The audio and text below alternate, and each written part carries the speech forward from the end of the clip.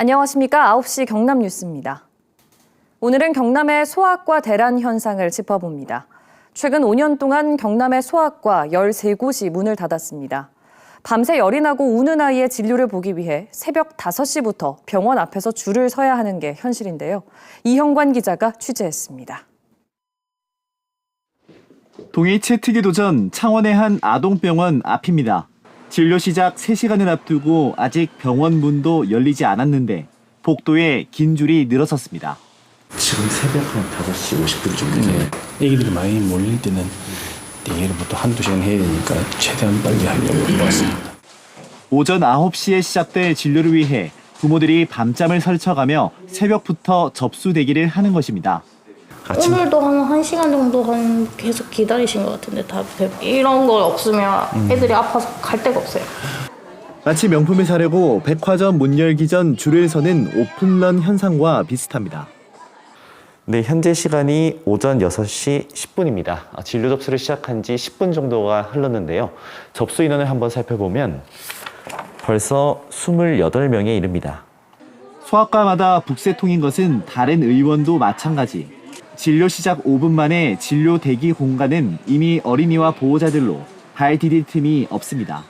얘가 열이 저번에 한번 났는데 진료가 다 똑딱이로도 다 끝난 거예요. 그래가지고 제가 여기 와서 사정사정 해가지고. 대기 시간 30분, 40분은 기본. 감기라도 유행하면 1시간이 넘깁니다. 최근 동네 소아 청소년과들이 잇따라 문을 닫으면서 남은 병원에 환자들이 몰리는 겁니다.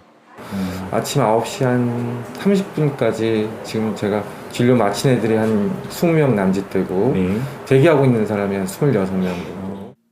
최근 5년 사이 전국 소아과는 100곳 가까이 문을 닫았고 경남 지역도 13곳 줄었습니다. 저출산으로 줄어든 환자 수와 어린이 진료의 어려움, 낮은 의료 수가 등이 배경으로 꼽힙니다. 인건비라든지 들어가는 비용 대비해서는 터무니없이 작아서 개인 의원이나 아동병원들이 병원을 경영하기 너무 힘들어서 아마 폐업을 하는 것으로 저는 생각되고 있습니다. 최근 병원을 더 운영할 수 없다며 폐과를 선언한 소아청소년과 의사회는 비만과 미용치료 등 다른 진료 과목으로 전환하기 위한 세미나를 열었고 이 자리에는 전체 회원의 20%가 넘는 800여 명이 참석했습니다. KBS 뉴스 이형관입니다. 더 심각한 문제는 소아청소년과를 지망하는 예비 의사들도 줄고 있다는 점입니다. 올해 경남의 대학병원 4곳은 모두 소아청소년과 전공의를 한 명도 구하지 못했는데요. 해마다 거듭되는 의료진 구인난에 소아응급실 진료 공백도 우려됩니다. 계속해서 김효경 기자의 보도입니다. 창원 경상국립대 소아응급실. 휴일 저녁인데도 아픈 아이들이 진료를 받고 있습니다.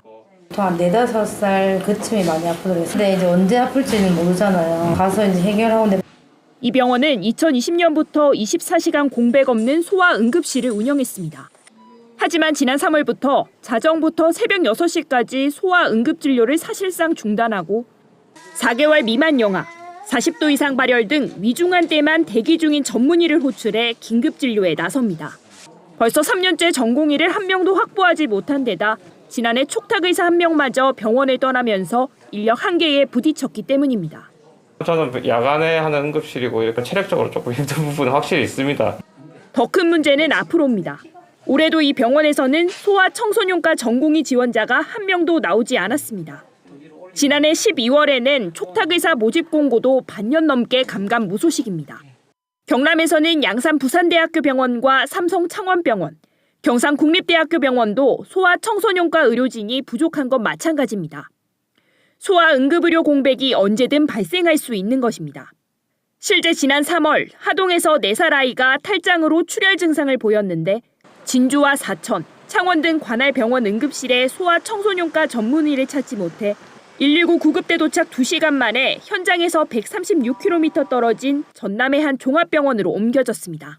앞으로를 생각하면 참담한 심정입니다.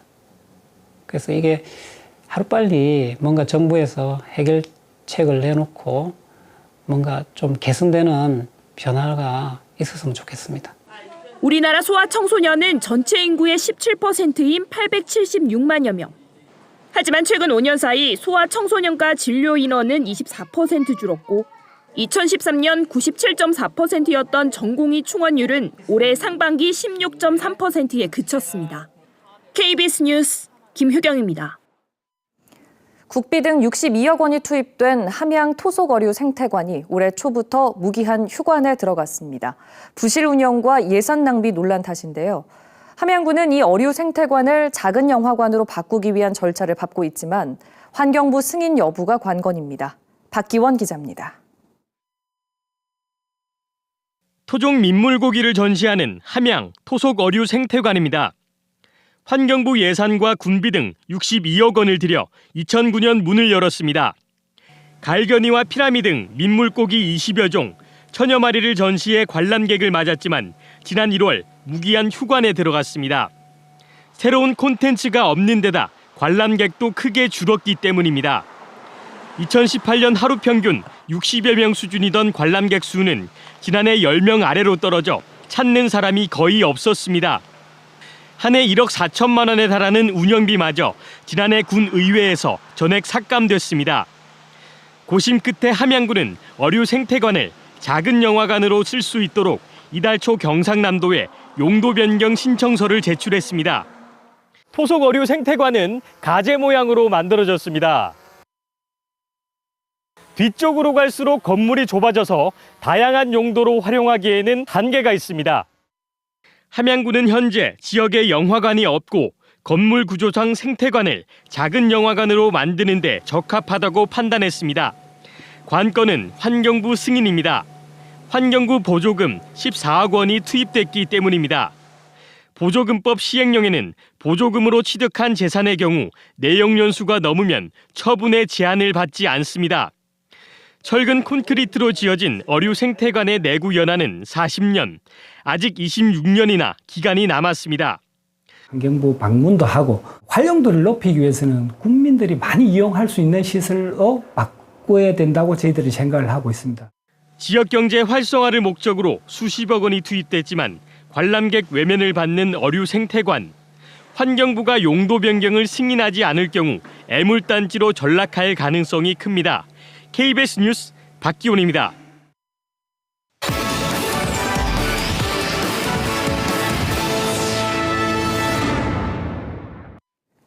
산업통상자원부가 오늘 경북 울진군에 11조 7천억 원을 투입해 건설하는 신한울 원전 3, 4호기의 실시 계획 승인안을 의결했습니다.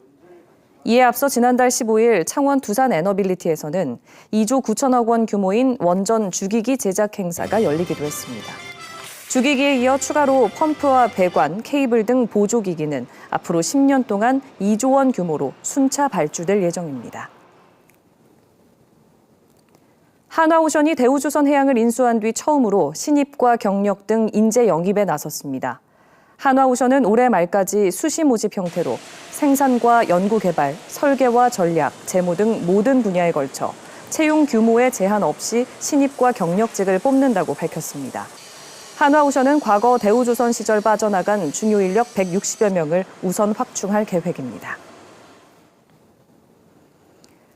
지난해 우리나라가 폴란드 정부와 20조 원대 무기 구매 계약을 체결한 뒤 폴란드에 대한 방산 수출이 큰 폭으로 늘었습니다. 한국무역협회 집계 결과 올해 4월까지 우리나라가 폴란드에 수출한 전차와 장갑차 등은 2억 5,500만 달러 규모로 지난해 전체 폴란드 무기 수출 규모를 이미 넘어선 것으로 나타났습니다. 폴란드는 대규모 무기 도입 계약 뒤 지금까지 전차 대금으로만 약 6천억 원을 결제한 것으로 집계됐습니다. 최근 1조 2천억 원대 데이터 센터 건립 사업과 관련한 KBS 연속 보도와 관련해 박완수 경남지사가 공무원들에게 도정 신뢰 회복을 당부했습니다. 박 지사는 오늘 실국 본부장 회의에서 도정을 수행하면서 사실대로 도민들에게 알려야 한다며 실적을 부풀리거나 사실이 아닌 내용을 발표하는 경우에 대해 반드시 책임을 묻겠다고 말했습니다. 한편 경상남도 투자유치단장은 이번 일을 계기로 경상남도에 사의를 표해 수리됐습니다. 경남 소식 전해드렸습니다.